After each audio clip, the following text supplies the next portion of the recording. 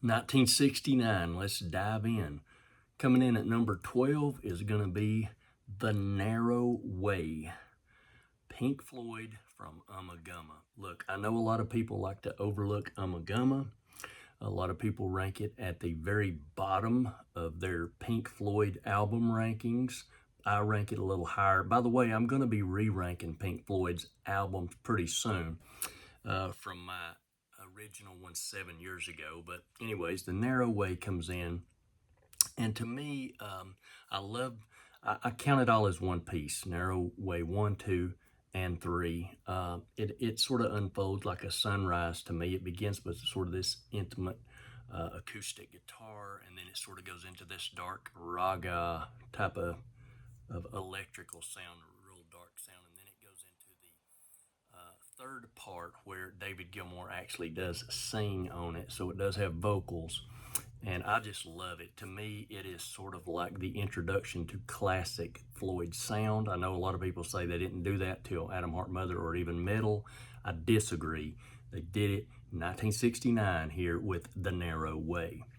Coming in at number 11 is going to be White Bird, It's a Beautiful Day. On the album, It's a Beautiful Day. White Bird just always gave me a very comfortable or comfy feeling when I heard it. It's a wonderful song, and it's about sort of like exploring life. White bird must fly or she will die. Don't be trapped inside of a cage. I love that sort of concept here. And then you had David. I can never remember what his last name is. Is it whatever?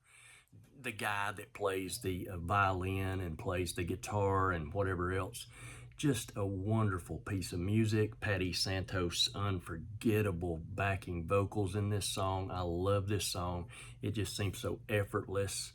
It's just very shimmering harmonies going through it. It almost feels dreamlike, and it sort of gives me a sentimental feeling in a way. It's psychedelia in a mood.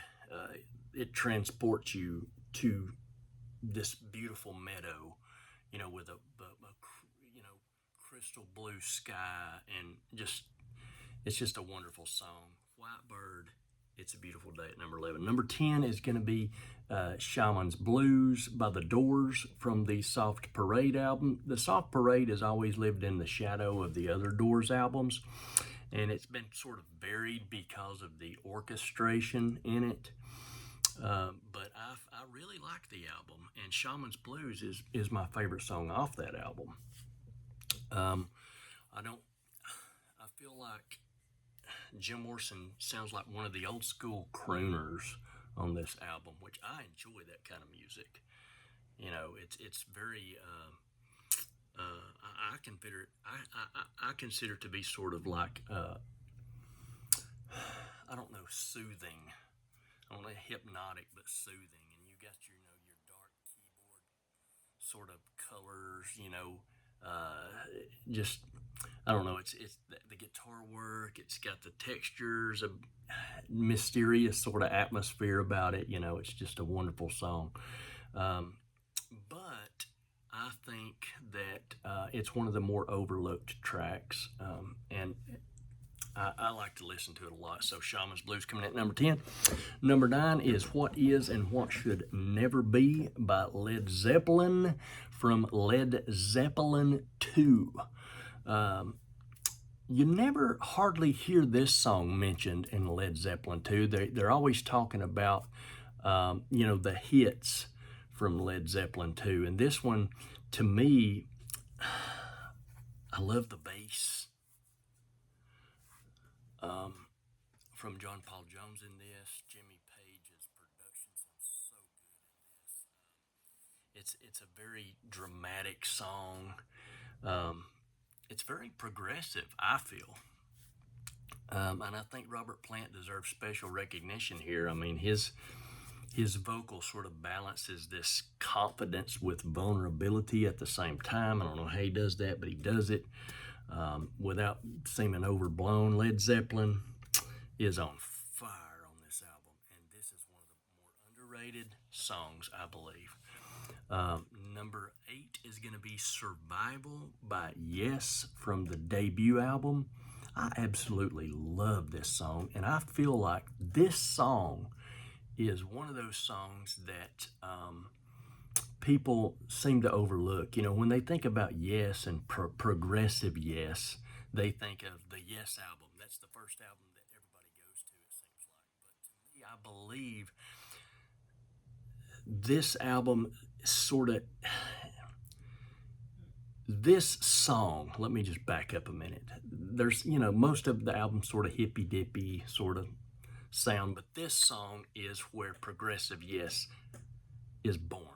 I truly believe that. You can hear the band becoming great here. Survival is a strong closing track, and it is a glimpse into the future of what Yes will sound like. So, Survival. Number 7, Sweet, Judy Blue Eyes by the Crosby, Stills, and Nash. I love this. The distinct harmonies of their voices, the acoustic guitar work, you know, throughout the song, but especially in the beginning. You know, Crosby, Stills, and Nash, their harmonies almost sound otherworldly. They're just so good, and they just make it so natural. Such confidence. You know, this song refuses to settle for one mood, though. You know, it's progressive because it changes a lot in the song. That's why they call it sweet. Suite, not Sweet. Not Sweet Judy, but Sweet Judy Blue Eyes. This is the Sweet. This is our prog song that we're putting out here. So I feel this is progressive music disguised as folk rock. So, you know, and I feel like this is exactly where it belongs on this list, number 7. Number 6 is Hey Frederick by the Jefferson Airplane off Volunteers album. Grace Slick is such a powerful vocalist, and she really made it happen here on this song, Hey Frederick. It's very hypnotic from beginning to end, and it's sort of built around Spencer Dryden's relaxed sort of groove. I love Jack Cassidy, of course, on this song. Jorma Kaukonen, just love that whole band. But to me, I've always believed that Jefferson Airplane is one of those bands that people love. Sometimes they don't know they love it, and they're very underrated. I know you're thinking, what? They were like one of the most popular bands of the psychedelic era. Yes, but they were still very underrated. And some of these songs people have never even heard of. Hey Frederick, you know, it's not a radio song. It's an extended track. And again, like Rejoice from After Bathing at Baxter's, this song to me is one of Jefferson Airplane's very progressive songs. It's very immersive, and it's endlessly rewarding to listen to this track. I love this one. I love Rejoice from After Bathing at Baxter's, but Hey Frederick, right here in 1969, Jefferson Airplane, loved it. Number 5 is Peaches in Regalia by Frank Zappa from Hot Rats. Frank Zappa has never really been one of my favorite artists, but I deeply respect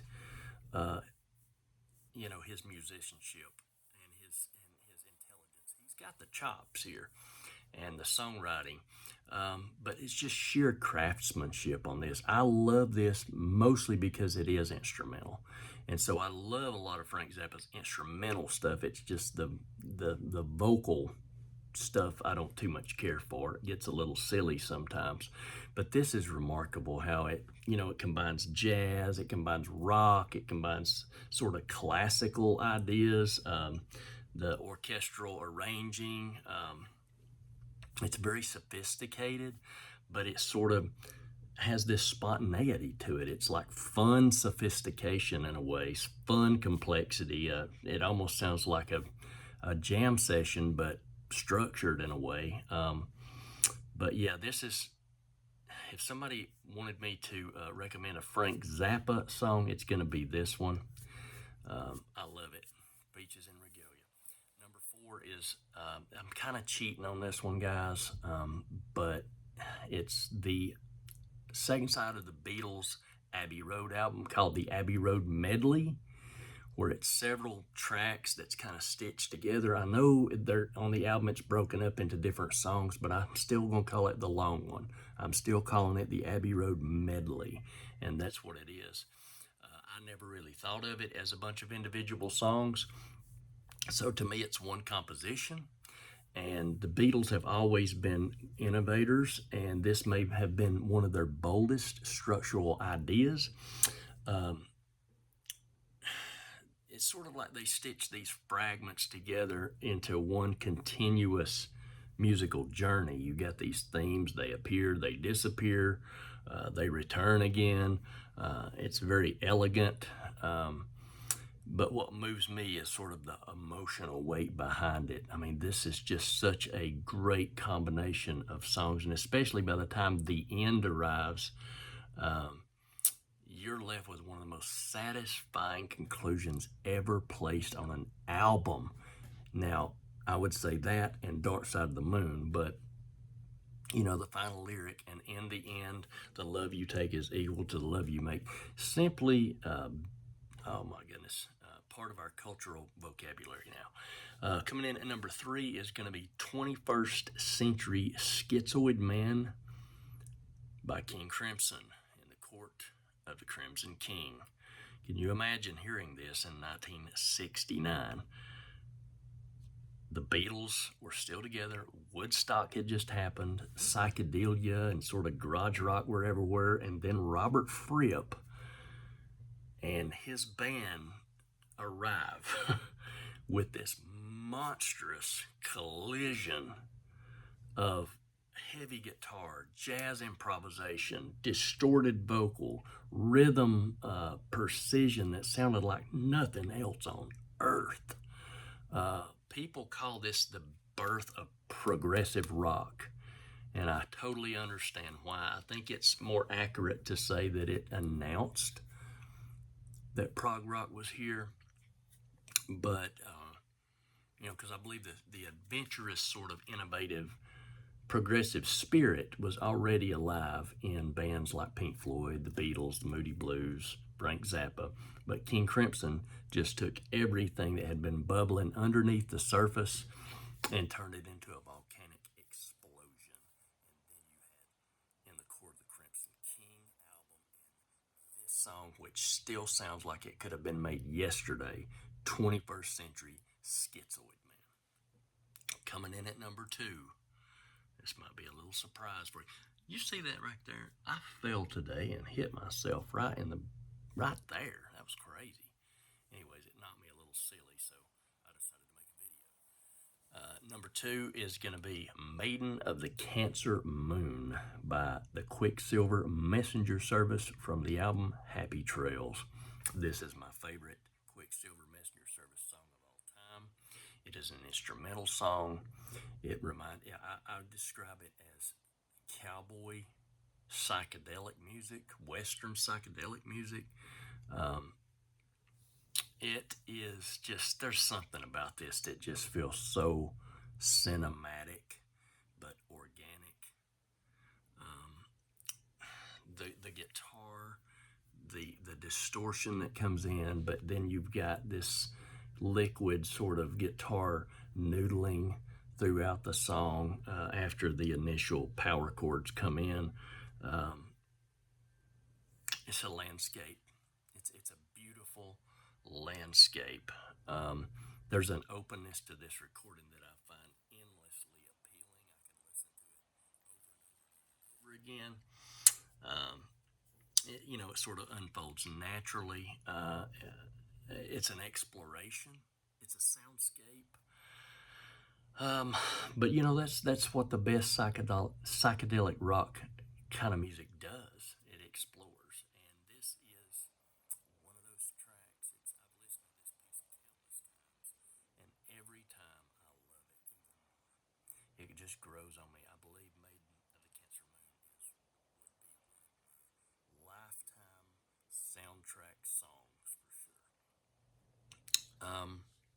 Sometimes I think they made it just for me, even though I didn't exist at that time. Number one, you guys should have known it was going to be the Beatles. Something by the Beatles from Abbey Road. This is the most complete love song I've ever heard. Even Frank Sinatra said it was one of, if not the greatest, love song ever written. I never have a love song ranked number one on any of my lists. But this song from 1969 from Abbey Road, absolutely. Absolutely. This is extraordinary in its sincerity. It is a simple song. It is not elaborate. He don't use these elaborate metaphors or these complicated philosophical sort of ideas. It is a simple song that captures admiration and affection and devotion to one person with remarkable sincerity. Yeah, George Harrison just absolutely captured this. Lightning in a bottle.